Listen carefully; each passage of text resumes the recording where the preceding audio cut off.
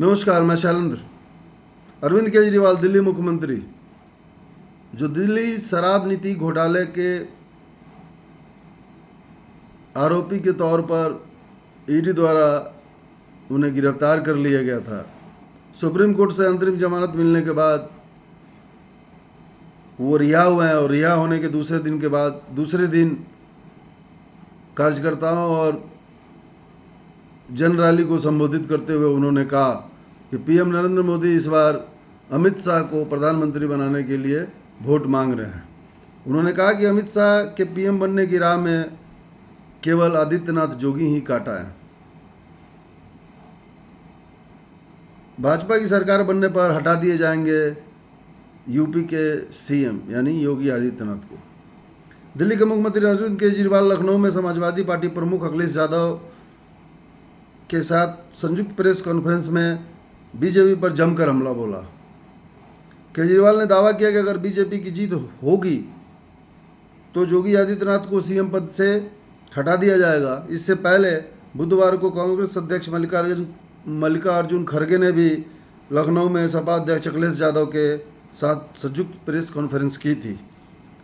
आम आदमी पार्टी के संयोजक और दिल्ली के मुख्यमंत्री अरविंद केजरीवाल ने एक बार फिर दोहराया कि प्रधानमंत्री नरेंद्र मोदी इस बार चुनाव में अमित शाह को पीएम बनाने के लिए वोट मांग रहे हैं, इसलिए कि मोदी अगले वर्ष 17 सितंबर को जैसे 75 वर्ष के हो जाएंगे अमित शाह को पीएम बना देंगे।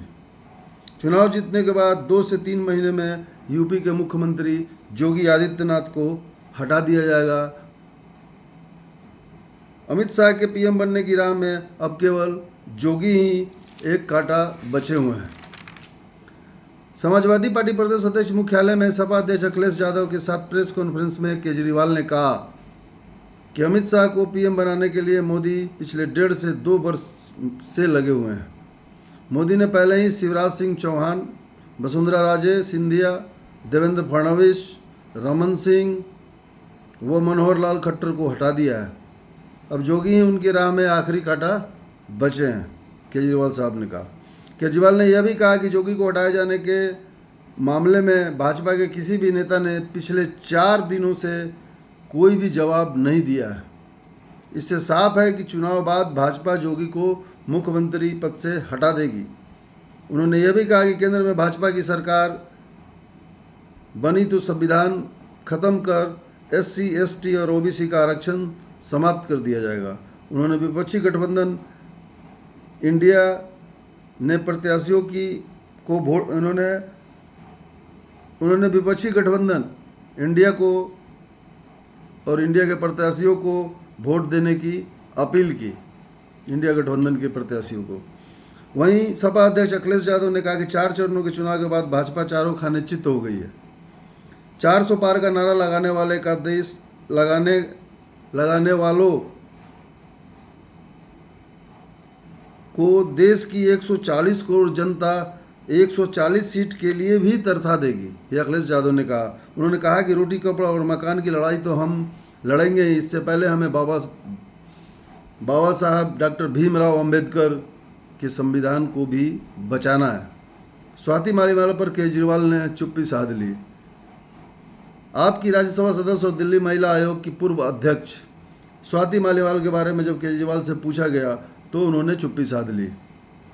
उनके साथ आए आपके यूपी प्रभारी संजय सिंह ने कहा कि मणिपुर में कारगिल सेनानियों की पत्नी को निर्वस्त्र किया गया। पीएम चुप रहे। पहलवान बेटी जब जंतर मंतर पर धरने पर थी तब स्वाति मालीवाल भी धरने पर बैठी थी। उस वक्त पुलिस ने मालीवाल को यानी कि स्वाति मालीवाल को मारा पीटा और घसीट कर ले गई। उस समय भाजपा और प्रधानमंत्री मोदी चुप रहे। स्वाति आम आदमी पार्टी परिवार की ही है, भाजपा इस पर राजनीति न करे। एक तरफ अरविंद केजरीवाल का यह बयान कि प्रधानमंत्री नरेंद्र मोदी अमित शाह के लिए वोट मांग रहे हैं, अमित शाह को प्रधानमंत्री बनाने के लिए वोट मांग रहे हैं। दूसरी तरफ भाजपा का यह कहना, सपा प्रमुख अखिलेश यादव का यह कहना कि 140 करोड़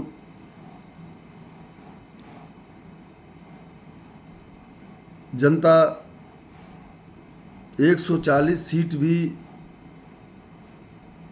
नहीं देगी भाजपा को, भाजपा नहीं तो एनडीए को, जो कि 400 पार का नारा लगा रही है। वो कह रहे हैं, उधर मल्लिकार्जुन खड़गे भी यही बात कह रहे हैं। 4 चरणों का चुनाव बीत चुका है, जिसमें लगभग 379-80 सीटों पे चुनाव हो चुके हैं। बाद बाकी सीटों पर 3 चरणों में चुनाव होने हैं। आगे क्या होता है तो 3 चरणों के चुनाव खत्म होने के बाद 4 जून को जब मतदान की पेटियां खुलेगी तभी पता चलेगा। धन्यवाद।